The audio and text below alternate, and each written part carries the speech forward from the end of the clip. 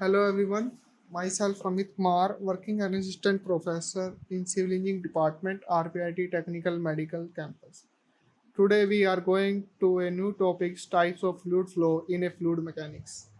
Fluid flow may be classified according to their flowing ways. First one is steady and unsteady flow.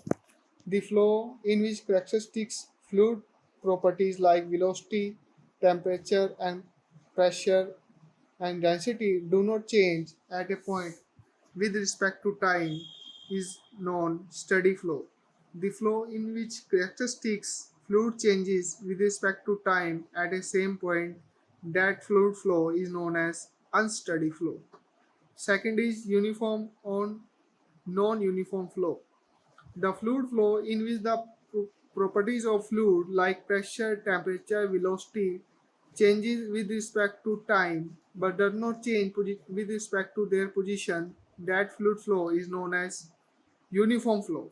On the other side, the properties of fluid like pressure, temperature and velocity with with respect time as well as respect to their position is known as non-uniform flow. Third is laminar and turbulence flow. The fluid flow in which the adjacent layers do not cross each other and move along a defined path is known as laminar flow. In this laminar flow, fluid flow along a straight line. The flow in which the adjacent layer cross each other and do not move along a defined path is known as turbulence flow. Fourth is rotational and irrotational flow.